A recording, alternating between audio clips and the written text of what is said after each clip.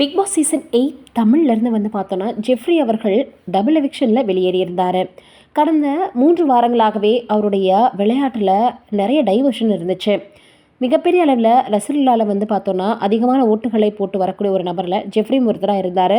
ஆனால் 3 வாரங்களாக அவருடைய கவனம், அவருடைய விளையாட்டு ரொம்பவே மாறி இருந்துச்சு. அப்படின்றதுனால ரொம்ப கம்மியான ஓட்டுகளை பெற்றதுனால டபுள் எவிக்ஷன் மூலமாக வெளியேறிட்டார்.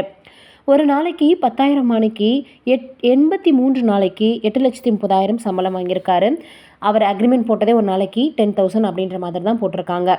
அதற்கப்புறம் அவர் அடிக்கடி பிக் பாஸ் வீட்டில் சொல்லிட்டு இருந்தது என்னன்னா, அம்மா தான் அவங்களுக்கு ஒரு நகை வாங்கி போடணும் அவருடைய கையாளன்றதான் அவருடைய கனவா.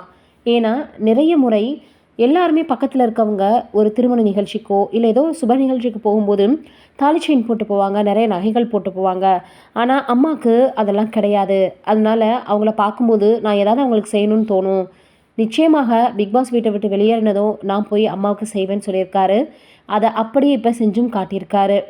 தன்னுடைய அம்மாவிற்கு ₹1 கூட எடுக்காமல் அவங்களுக்கே ஒட்டுமொத்தமாக செஞ்சுருக்காராம் ஜெஃப்ரி. இதனால் ரசிகனுடைய மனதில் இன்னுமே இடம் பிடிச்சிட்டாரு. மிகப்பெரிய அளவில் அதிகமாக பேசிகிட்டு இருந்தது அவங்களுடைய அம்மாவை பற்றி தான். குடும்பம் அப்படின்னு வந்தாலே அம்மாவை பற்றி தான் அதிகமாக பேசியிருக்காரு. அந்தளவுக்கு அம்மா மேலே அதிக பாசமாக இருந்திருக்காரு. கிட்டத்தட்ட மற்ற ஸ்பான்சர்ஸ் அவர் விளையாடினது எல்லாமே சேர்த்து 10 லட்சம் வரைக்கும் வந்திருக்கு. அதை முழுக்க கொண்டு போய் அவங்க அம்மாவுக்காக செலவு பண்ணியிருக்காரு. அந்த வீடியோ இப்போ சமூக வலைதளங்களில் வைரலாக பரவி வந்துட்டுருக்கு. எல்லோரும் அவருக்கு வாழ்த்துக்களையும் தெரிவித்து வந்துட்டுருக்காங்க. இது ஒரு புறம் இருக்க, ஏற்கனவே பிக் பாஸில் ஒரு முறை கேப்டன் இல்லாமலே வந்து பார்த்திங்கன்னா போயிட்டு இருந்திருக்கு. முத்து அவர்கள் கேப்டன்ஷிப்பை வேணான்னு சொல்லியிருக்கிறாரு. அதனால் இப்போ டிக்கெட் ஆஃப் ஃபினாலேயும் கேப்டன் இல்லாமல் ஹவுஸ்மேட்ஸ் எல்லாருமே அவங்கவுங்கள வழி நடத்திக்குவாங்க அப்படின்ற மாதிரி சொல்லப்பட்டிருக்கு. அதனால் அடுத்த கட்டத்தில் என்ன நடக்க போகுது, யார் வெளியேற போகிறாங்க அப்படின்றது ரொம்பவே ஆவலாக ரசிகர்கள் வெயிட் பண்ணிகிட்ருக்காங்க.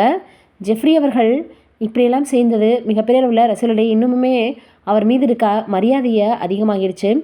அவர் வெளியேறும்போது விஜய் சேதுபதி அவர்களுக்கே மிகப்பெரிய அளவில் கொஞ்சம் ஷாக்காக தான் இருந்திருக்குமோ அப்படின்னு தான் தோணுச்சு.